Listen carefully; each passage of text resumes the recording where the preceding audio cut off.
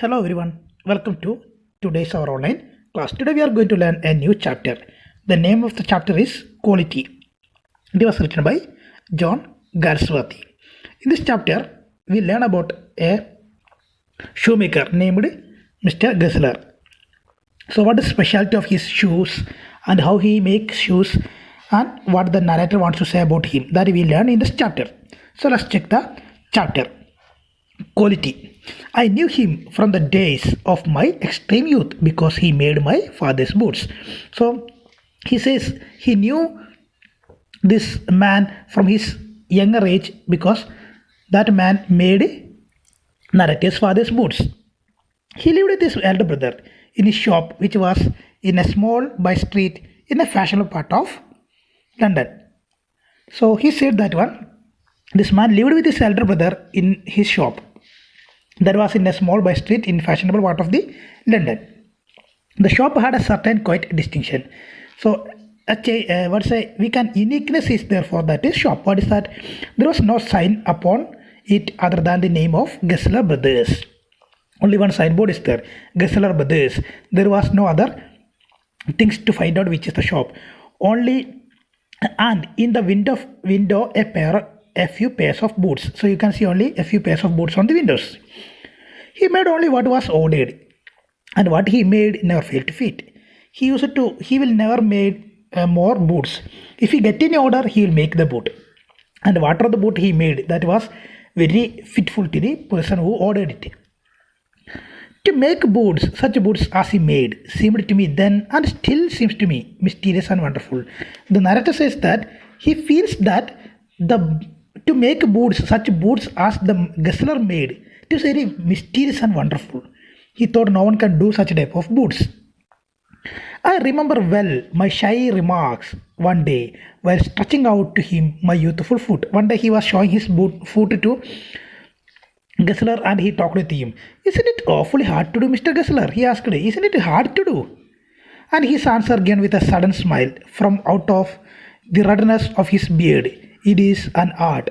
It is an art means it is an art. It is a German accent. It is an art. So he said it is an art. It was not possible to go him very often. His boots lasted terribly. Lasted terribly means lasted very long. So it is not easy to go to him always because what are the boots? If you buy a boot from him, then that boot will never damage quickly. So that you don't want to go to him always. So I said it has lasted terribly. It has a long life. Having something beyond the temporary, some essence of boot stitched into them. So sorry. The man Gessler made boots in a different way so that boots lasted very long. It will never damage quickly. And at the same time he says that it was some true nature of boot stitched into them. That is, he made that boot in a different way. It is an art, he said about his way of making boots. It shows that Gessler made beautiful and wonderful boots that will never damage quickly. Okay, so we check the next part. One went in, not as into most shops, but restfully, as one enters a church and sitting on the single wooden chair waited. So if you get inside the shop, it is like not to go into other types of shops. It is like you are going into a church. Restfully you are going and sitting on a single wooden chair is there and you are waiting there. A guttural sound. Guttural means harsh and grating. Guttural sound and the tip tap of his slippers beating the narrow wooden stairs, and he would stand before one without coat, a little bent, a leather apron with the sleeves turned back, blinking as if awakened from some dream of boots. So here when you are waiting for him, you can hear a harsh shout and you can see the tip tap of the slippers beating on the narrow wooden stairs, and he will stand in front of you. He won't wear any coat and he has apron there. He has wear apron. He has little bend. His sleeves are turned back and his eyes are blinking like he was awakened just from a dream of boots. And I would say, how do you, Mr. Guzzler? Could you make a pair of Russian leather boots? And he will ask, how do you do, Mr. Guzzler? Could you make a pair of Russian leather boots? Without a word, he would leave me retiring whence he came. Whence here means from where? From where he came. Sorry, or into the other portion of the shop. So sometimes without any word, he will move back to from where he was coming, maybe from upstairs, or he will go to the other portion of the shop. So here what happens there, the way of he make the boots, for that we are going to learn. And I would continue to rest in the wooden chair, inhaling the incense of his trade. Incense sorry, incense means the beautiful smell. Here the smell of leather is compared to the smell of incense in a church. A different smell is there in church. So here that is compared with the leather smell. Soon he would come back, holding in his hand a piece of gold brown leather.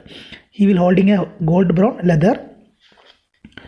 Then with eyes fixed on it, he would remark, what a beautiful piece. What a beautiful piece means what a beautiful piece. When I too had admired it, when he also admired it, he would speak again. When do you want them? When do you want them? And I would answer, oh, as soon as you conveniently can. When you can do it, you can give me.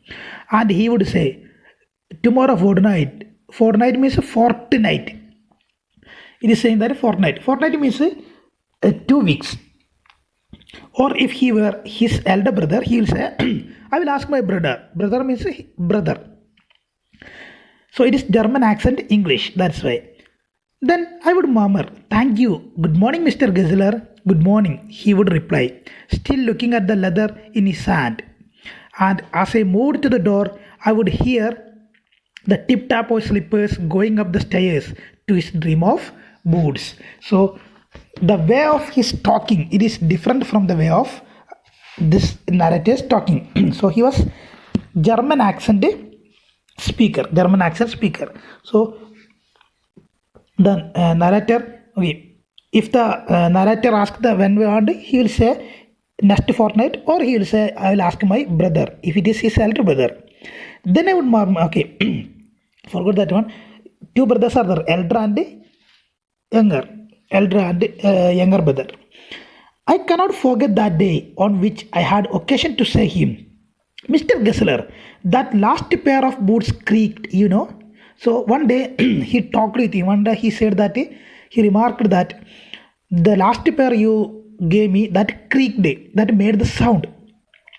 He looked at me for a time without replying, as if expecting me to withdraw or qualify the statement. Then said, it shouldn't have creaked. It shouldn't have creaked. So sometimes he without saying anything, he simply stand there. He thought that is he want to change the statement. Then he said it should not have creaked. It did, I'm afraid. He said it did. You got them wet before they found themselves. You got them wet before they found themselves. I don't think so. You might make it wet, that he said. And that he lowered his eyes as if hunting for memory of those boots, and I felt sorry I had mentioned this grave thing. Send them back, he said. I will look at them. He said, send them back, I will look at them. So he said, you want last pair boot creaked. So he said it won't happen. But when he again said it, he said, okay, bring it back, I will check it. Some boots, he continued slowly, are bad from birth. If I can't do nothing with them, I take them off your bill. So he said, some boots are bad from birth. If I can't do nothing with them, I take them off your bill. He said, some boots are bad from birth. So if I can't do anything for that, then I will take that boots from your bills. That is, you don't want to pay for that boots. Once only, I went absent-mindedly into his shop in a pair of boots bought in an emergency at some large firm. So one day he went to his shop wearing a pair of shoes that was brought not from him. It was brought from in some other large firm, large company. In an emergency case, he brought it from there.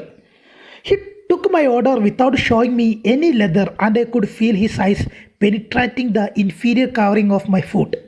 So he saw without showing any leather, he took the order. At the same time, he was looking into the boot what he was wearing. At last, he said, "Those are not my boots. Those are not my boots."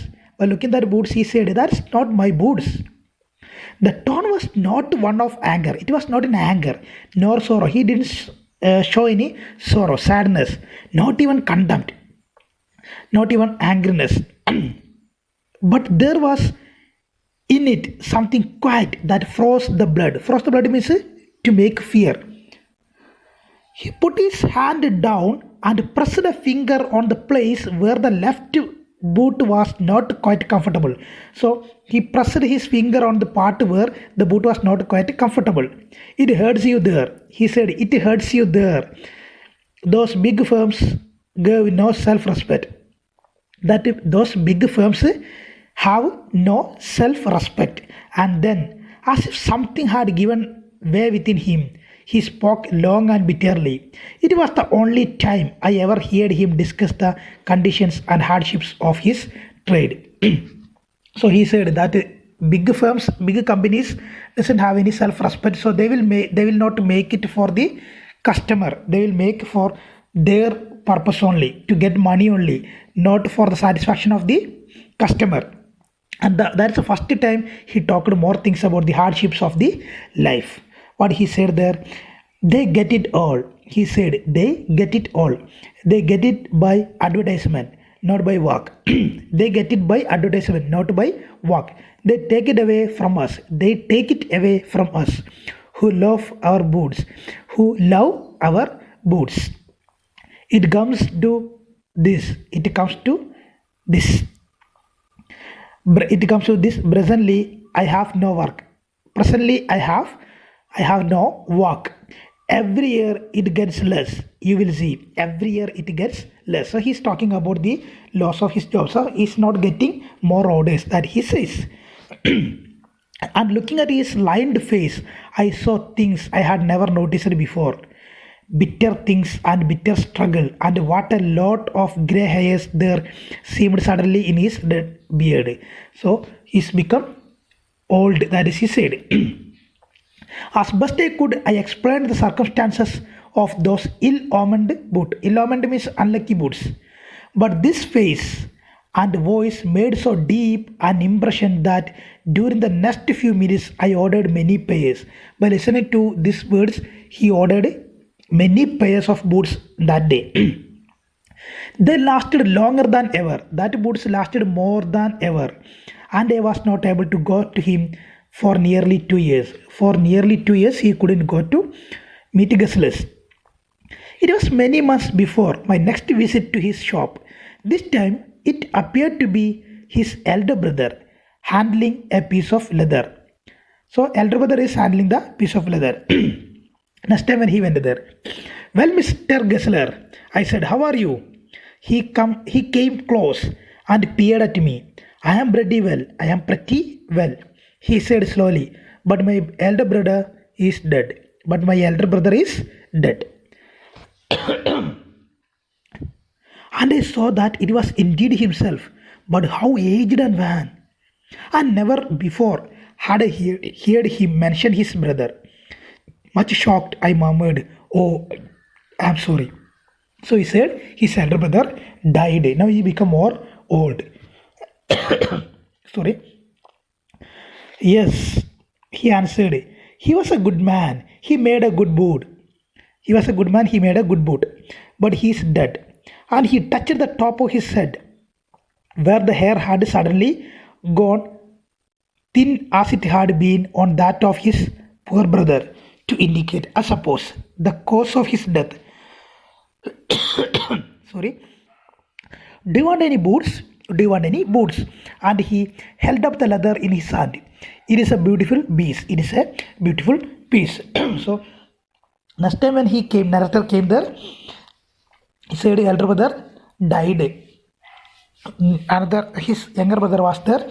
He said his elder brother was died, so he didn't know what happened there. So it has become uh, last time when he went there, he took more orders, and that boots are very beautiful and it's very perfect and very good in footwear, so that it lasted more. So he couldn't go to the shop more than nearly almost nearly 2 years.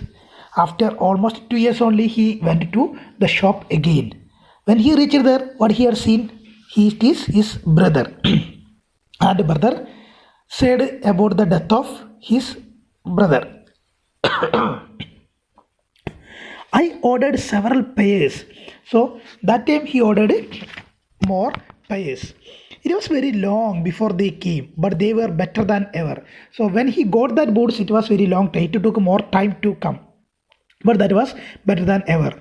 One simply could not wear them out, and soon after that, I went abroad. So he couldn't wear that quickly, because after he get that one, he went to abroad. He went abroad, not went to abroad. He went abroad. It was over a year before I was again in London. So almost after 1 year, he came back to London. And the first shop I went to was my old friends. The first shop he went to, that his old friends were to the Mr. Gessler's shop. I had left a man of 60. I came back to one of 75, pinched and worn, who genuinely this time did not at first know me. So when he 1 year before only, he went there, went to abroad. When he was leaving, that man was around 60 years old. When he came back, what happened there? He is looking like 75 years old. Then he's looking like 75 years old. At the same time, he couldn't understand the person. Then, do you want any boots? He said, I can make them quickly. It is a slack of time. I can make it quickly. Do you want any boot? I answered, please, please. I want boots all round, every kind. Okay, I want every kind of boots. I had given those boots up when one evening they came. So he got that one evening. He got that boots. One by one, I tried them on. One by one, he tried all the boots. In shape, okay, in shape and fit, it finish and quality of leather, they were the best he had ever made. I flew downstairs, wrote a check and posted it at once with my own hand. So he made, so that boots are very beautiful. So he wrote a check and posted it. A week later, passing the little street, I thought I would go in and tell him how splendidly the new boots fitted. But when I came to where his shop had been, his name was gone. I went in very much disturbed. In the shop, there was a young man with an English face. Mr. Gessler, I said. No, sir, he said. No, but he can attend anything with pleasure. We have taken the shop over. Yes, yes, I said. But Mr. Gessler? Oh, he answered, Dad. Dad, but I only received those boots from him last Wednesday week. Oh, he said, poor old man, starved himself. Slow starvation. The doctor called it. You see, he went to work in such a way, would keep the shop on, wouldn't have a soul touch his boots except himself. When he got an order, it took him such a time. People won't wait. He lost everybody, and there he would sit, going on and on. I will say that for him, not a man in London made a better boot. But look at the competition. He never understood it. He would have the best leather too and do it all himself. Well, there it is. What could you expect with his ideas? But starvation, that may be a bit flowery, as the saying is, but I know myself he was sitting over his boots day and night. To the very last, you see, I used to watch him. So when he went to next time, he went to the shop. What happened there? There was no Gessler, and the shop was given to another person. He asked them, and he said he died. That person also died. That means through starvation, because he didn't eat anything. Always he was working. Never gave himself time to eat. Never had a penny in the house. He doesn't have anything to eat. Doesn't have money in his house. All went in rent and leather. All the money he got, he given for rent and buying leather. How he lived so long, I don't know. He regularly let his fire go out. He was a character, but he made good boots. Yes, I said he made good boots. So here both the Gessler brothers died because he didn't have anything to eat and other things. So he didn't get any advertisements and other books also. So here he stops. Here we stop the lesson. So I hope you understood the lesson. If you have any doubts, you can ask me. Thank you for watching. Take care. Bye.